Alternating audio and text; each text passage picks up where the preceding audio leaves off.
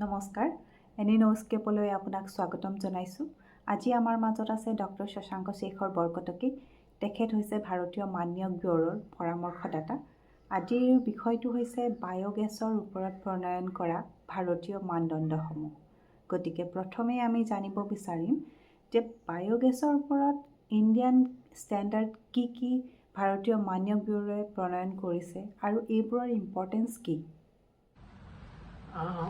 ভাৰতৰ ৰাষ্ট্ৰীয় মানদণ্ড সংস্থা ভাৰতীয় মানক ব্যুৰোই বিভিন্ন সময়ত বিভিন্ন ধৰণৰ নতুন মানদণ্ডৰে বা কিছুমান পুৰণি মানদণ্ডৰ আপগ্ৰেডেশ্যনৰ দ্বাৰা নতুন মানদণ্ডৰ নিৰ্ধাৰণ কৰি আহিছে। এই ক্ষেত্ৰত যদি আমি চাওঁ, যদি আমি কওঁ যে বায়োগেছৰ ওপৰত ভাৰতীয় মানদণ্ড কি আছে, ভাৰতীয় মানক ব্যুৰোৰ দ্বাৰা এনেকুৱা কি মানদণ্ড আছে যাৰ দ্বাৰা আমি বায়োগেছৰ বা যিখিনি ফুৱেল আছে বায়োগেছ ফুৱেল তাৰ ওপৰত আমি সেই মানদণ্ড চলাব পাৰোঁ। এই ক্ষেত্ৰত আমি প্ৰথমতেই উল্লেখ কৰিব লাগিব, সেইটো হৈছে IS 16087। IS 16087 এইটো শেহতীয়া যিটো আপগ্ৰেডেশ্যন আছে 2025 চনত আপগ্ৰেডেশ্যন কৰা হৈছে। মই এইটো কথা ক'ব বিচাৰিছোঁ যে ভাৰতীয় মানক ব্যুৰোই যিখিনি মানদণ্ড থাকে আমাৰ, সেই মানদণ্ডখিনি আমি প্ৰতি 3 বছৰৰ মূৰে আমি তাৰ ওপৰত বিভিন্ন ধৰণৰ গৱেষক বা যিখিনি ষ্টেক হোল্ডাৰ আছে তেওঁলোকৰ লগত আমি লগ লাগি সেই মানদণ্ডখিনি আমি আপগ্ৰেডেশ্যন কৰোঁ। চ' 16087 যিটো আছিলে এইটো হ'ল আপোনাৰ গেছৰ স্পেচিফিকেশ্যন। এই মানদণ্ডটো শেহতীয়াভাৱে 2025 চনত উন্নীতকৰণ কৰা হৈছে। ইয়াৰ উপৰিও বায়োমিথানেল বা বায়োগেছৰ ওপৰত আন কেইটামান উল্লেখযোগ্য মানদণ্ড হৈছে ইণ্ডিয়ান ষ্টেণ্ডাৰ্ডে। এটা হৈছে IS 15710, এইটো 2024 চনত ৰিএফাৰ্ম কৰা হৈছে।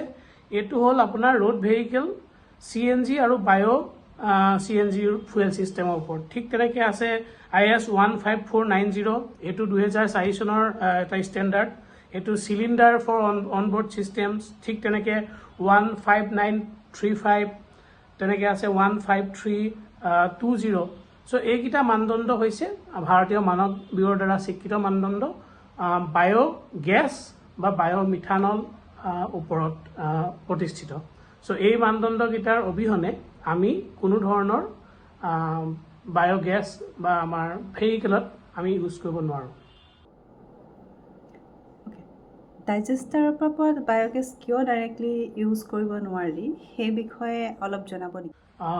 নিশ্চিতভাৱে আমি ডাইজেষ্টাৰৰ পৰা যিটো বায়োগেছ আমি পাওঁ, সেই বায়োগেছটো আমি ইমিডিয়েটলি আমি সেইটো ইউজ কৰিব নোৱাৰোঁ।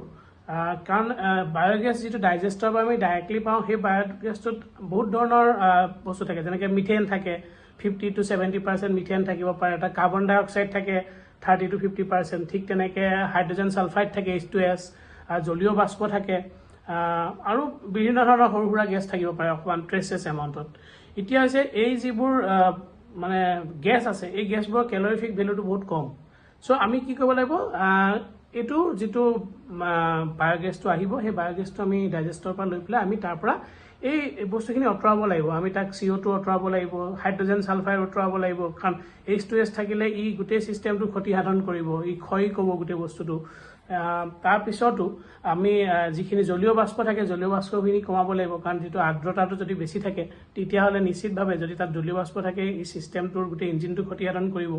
চ' এই গোটেই বস্তুখিনি আঁতৰাৰ পিছত আমি তাক কম্প্ৰেছ কৰিব পাৰোঁ। কম্প্ৰেছ কৰি পেলাই আমি বহুত 200 বা 250 বাৰ যদি আমি তাক কম্প্ৰেছ কৰি দিব পাৰোঁ, তেনেকৈ মিথানলৰ যিটো আছে, মিথেনটো আপোনাৰ 90 to 95% ইনক্ৰিজ কৰি পেলাই আমি তাক কৰিব পাৰোঁ, মিথানল হিচাপে আমি তাক ব্যৱহাৰ কৰিব পাৰোঁ। চ' বায়োগেছটো ডাইজেষ্টৰ পৰা অহাৰ পিছত আমি তাৰ এটা পৰিশোধন কৰিব লাগিব। পৰিশোধন কৰাৰ পিছতহে আমি সেইটো এজ এ ফুৱেল হিচাপে আমি বাহনত ব্যৱহাৰ কৰিব পাৰিম। চ' এই ক্ষেত্ৰত ইতিমধ্যেও মই উল্লেখ কৰি আহিছোঁ আপোনাৰ যিটো প্ৰথম প্ৰশ্ন আছিলে, যে আমাৰ হাতত যিটো ভাৰতীয় মানদণ্ড আছে 16087 2025 চনৰ, সেই মানদণ্ডত এই গোটেই বস্তুখিনি ধুনীয়াকৈ বৰ্ণনা কৰি থোৱা আছে। আমাৰ কিমান হ'ব লাগে, তাৰ পৰিমাণবোৰ কিমান হ'ব লাগে, আৰ্দ্ৰতা কিমান থাকিব লাগে, এই গোটেইখিনি বস্তু ধুনীয়াকৈ মেনশ্যন কৰি থোৱা আছে। চ' এই ষ্টেণ্ডাৰ্ডটোৰ পৰা আমি গোটেইখিনি বস্তু জানিব পাৰিম। আপুনি যিহেতু কৈছে BIS সময়ে সময়ে ইণ্ডিয়ান ষ্টেণ্ডাৰ্ডবোৰ উন্নীতকৰণ কৰি থাকে বায়'গেছৰ ক্ষেত্ৰতো যি আছিলে 16087 তাৰো কিছুমান চেঞ্জেছ কৰা হৈছে আপুনি আমাক জনাব পাৰিব নেকি যে কি চেঞ্জেছ কৰা হ'ল আৰু এই চেঞ্জেছবিলাক কিয় কৰা হৈছে এতিয়া যদি আমি 16087ৰ যিটো লেটেষ্ট আপডেট আমাৰ আছে মানে 2025 চনত আমাৰ যিটো ব্যুৰ অফ ইণ্ডিয়ান ষ্টেণ্ডাৰ্ডে যিটো আপডেট দিছে সেইটোৰ লগত যদি আমি ইয়াৰ আগৰ যিটো আছিলে সেইটো আছিলে আপোনাৰ 2016 চনত IS 16087 2016 সো সেইটো যিটো প্ৰথম আমাৰ যিটো মানদণ্ড আছিলে আমি সেইটো সময়ত আমি চাইছিলোঁ তাত আমি দিছিলোঁ যে যিটো মিনিমাম মিথেন কন্টেন্ট হ'ব লাগে 90% হ'ব লাগে বুলি আমি সেইটো মানদণ্ড আছিলে লেটেষ্ট যিটো আমাৰ মানদণ্ড আহিছে ইয়াত মিথেনৰ যিটো ৰিকুৱাৰমেণ্ট আছে সেইটো ষ্ট্ৰিং কৰি দিছে যে এইটো আপোনাৰ 95% মিনিমাম থাকিবই লাগিব তাৰ উপৰি আগৰ মানদণ্ডত আপোনাৰ যিবোৰ বাকি গেছবোৰ আছে যেন কাৰ্বন ডাই অক্সাইড নাইট্ৰজেন অক্সিজেন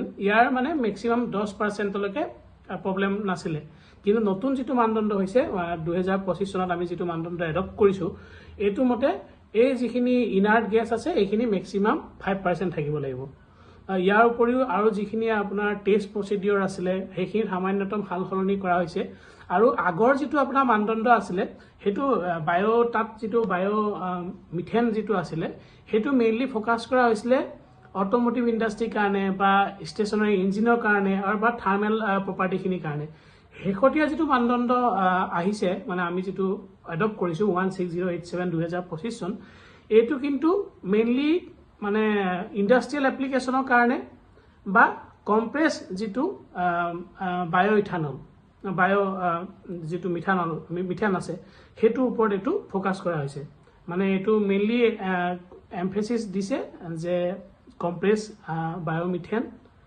আৰু যিখিনি আপোনাৰ তাৰ ইণ্ডাষ্ট্ৰিয়েল এপ্লিকেশ্যনৰ ওপৰত আৰু যিখিনি আমাৰ পাইপ গেছ ডিষ্ট্ৰিবিউশ্যন আছে এইখিনিৰ ওপৰত মেইনলি ফোকাস কৰা হৈছে সো এইখিনি বস্তু সংশোধন কৰিয়ে শেহতীয়া যিটো আপডেট আছে আপডেটটো আহিছে যেহেতু আমি জানো যে ভাৰতীয় মানদণ্ড সংস্থাৰ যিখিনি আমি মানদণ্ড প্ৰস্তুত কৰোঁ কিছুমান মানদণ্ড মেণ্ডেটৰী মানে সেই মানদণ্ডখিনি সকলোৱে মানি চলিবই লাগিব উইদাউট মানদণ্ড ষ্টেণ্ডাৰ্ড মানে কোনো মানে ব্যৱসায়িকভাৱে তাৰ প্ৰডাকশ্যন কৰিব নোৱাৰে আৰু কিছুমান ভলণ্টাৰী যেহেতু বায়'মিথেন যিটো আছে বায়'গেছৰ যিটো মানদণ্ড এইটো অতিকৈ দৰকাৰী এইটো গোটেই ভাৰতত সকলো জেগাত ইউনিফৰ্ম হ'ব লাগে আৰু আমি যেহেতু বিশ্বৰ বিভিন্ন দেশৰ ষ্টেণ্ডাৰ্ড লগত এটা কম্পেয়াৰিটিভ ষ্টাডি কৰি এইটো বনাইছোঁ সো এইটো মেণ্ডেটৰী হিচাপে মানে কৰা হৈছে সো এই মানদণ্ডটো সকলোৱে মানি চলিবই লাগিব মানে এইটো মানদণ্ড পালন কৰিহে বায়'গেছৰ মানে ব্যৱসায়িক উৎপাদন কৰিব পৰা যায়